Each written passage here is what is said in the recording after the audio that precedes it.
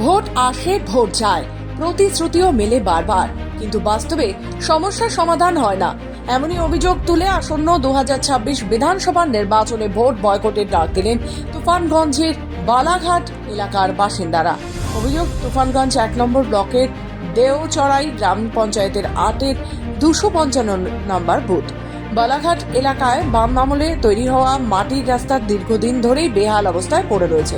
একাধিকবার গ্রাম পঞ্চায়েত দপ্তর থেকে শুরু করে প্রশাসনিক বিভিন্ন দপ্তরে লিখিত ও মৌখিকভাবে জানানো হলেও আজ পর্যন্ত রাস্তা সংস্কারের কাজ উদ্যোগ নেয়নি, এমনটাই জানাচ্ছে গ্রামবাসীরা।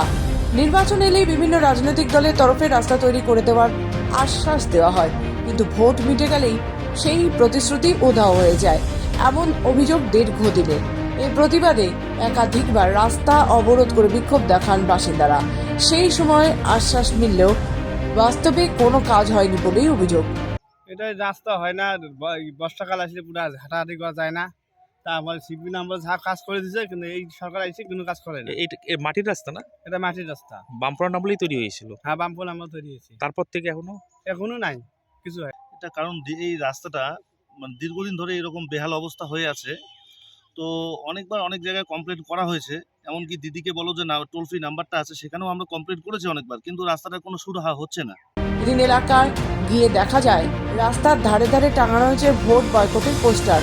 গ্রামবাসীদের দাবি, এই বুথে অধিকাংশ পরিবার সংখ্যালঘু সম্প্রদায়ের এবং তারা বরাবরই রাজ্য সরকারের পাশে থাকছে। তবুও প্রশাসনের তরফে কোনো হেলদোল নেই। কারা লাগালো কেন এটা? আমরাই লাগাইছি, গ্রামবাসীরা সবাই একত্র হয়ে। আচ্ছা, আমাদের রাস্তা ঠিক হয় না, সিপিএম আমলে ওই রকম চলছে, এখনো ওই রকম চলছে। মসজিদ আসতে পারি না বর্ষার সময়, মানে বর্ষার সময়। এই যে খরালি তো রাস্তা এরকম, গাড়ি নিয়ে যাওয়া যাচ্ছে না, একটা অ্যাম্বুলেন্স ঢোকে না। এই যে রাস্তার যে পরিস্থিতি খারাপ, হ্যাঁ, কোনো রোগ ব্যাধি হলে একটা যে রুগী যে ফট করে নিয়ে যাবো সেই ব্যবস্থা আমার নাই। রুগীকে আমরা ঘাট করে নিয়ে যাওয়া খায় রাস্তার কারণে। এ বিষয়ে পঞ্চায়েত সমিতির সভাপতি জগদীশ বর্মা ফোনে জানান, সমস্যার কথা ঊর্ধ্বতন কর্তৃপক্ষকে জানানো হয়েছে এবং খুব শীঘ্রই সমাধান হবে বলে তিনি আশাবাদী। কোচবিহার থেকে মাজনুর রহমানের রিপোর্ট, খবর বাংলা।